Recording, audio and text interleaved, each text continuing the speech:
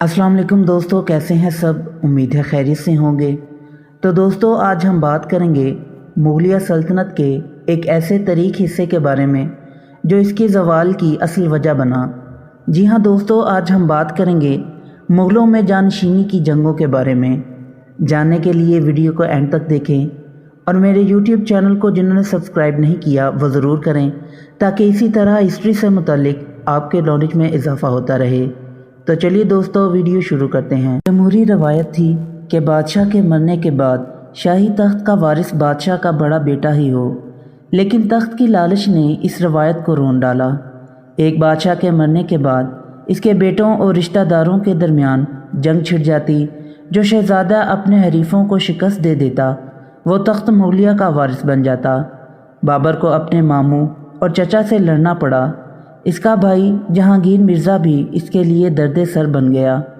बाबर की मौत के बाद इसका बेटा हुमायूं बादशाह बना। इसे अपने भाइयों की दुश्मनी और मुखालफत का सामना करना पड़ा। उन्होंने हर महाज पर इसके साथ दुश्मनी की। हुमायूं को अफ़गान सरदारों की मुखालफत की वजह से नुकसान उठाना पड़ा, मगर इसके भाई इसे शिकस्त देकर तख्त दिल्ली हासिल करना चाहते थे। उन्होंने कदम कदम पर इसे परेशान किया। अफ़गान सरदार शेर शाह सूरी ने इसे शिकस्त देकर दिल्ली छोड़ने पर मजबूर किया। हुमायूं दिल्ली छोड़कर लाहौर पहुंचा। अफ़गान फ़ौज ने इसे लाहौर से भगा दिया।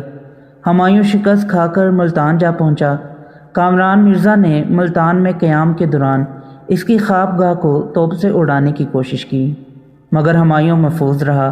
बिलाखिर वो सिंध के रास्ते ईरान जाकर पनाह गज़ी हुआ। 15 साल बाद 1555 ईस्वी में इसने एक बार फिर मुग़ल सल्तनत हासिल की, मगर 1 साल से कम अरसे में इसका इंतकाल हो गया। हुमायूं के बाद अकबर बादशाह बना। किसी ने अकबर की मुखालफत नहीं की, सिर्फ इसका सौतेला भाई मिर्ज़ा अब्दुल हकीम साजिशी उमरा के भड़काने पर फ़ौज लेकर लाहौर पर हमला आवर हुआ, मगर अकबरी फ़ौज ने इसे शिकस्त देकर गिरफ़्तार कर लिया। इसने तमाम उम्र कैद में गुजारी। अकबर के बाद इसका बेटा जहांगीर तख्त नशीन हुआ। इसके बेटे खुसरू ने जहांगीर के ख़िलाफ़ बगावत कर दी। जहांगीर ने बागी फ़ौज को शिकस्त देकर बागियों को सरेआम फांसी दी और शहज़ादा खुसरू को अंधा करवा दिया। इसने तमाम उम्र कैद में गुजार दी। जहांगीर के बाद शहज़ादा खुर्रम शाहजहाँ के लक़ब से तख्त नशीन हुआ। इसकी मुखालफत इसके भाई शहज़ादा शहरयार और शहज़ादा दावर बख्श ने की, मगर शाहजहाँ के वफ़ादारों ने इन्हें शिकस्त देकर गिरफ़्तार कर लिया। शहज़ादे शहरयार को अंधा कर दिया गया, जबकि शहज़ादा दावर बख्श मारा गया।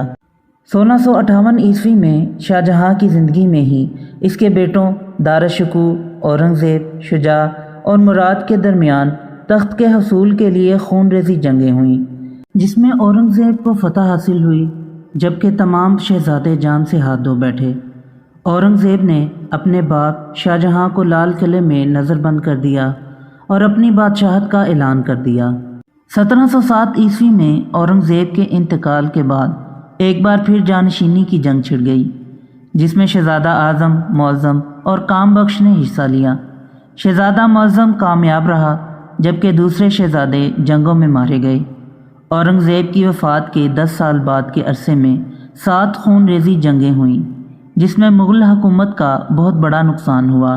लातादाद जर्नेल, सिपाही और जंगी फ़नून के माहिरीन मारे गए, जिसकी वजह से मुग़लिया सल्तनत कमज़ोर हो गई।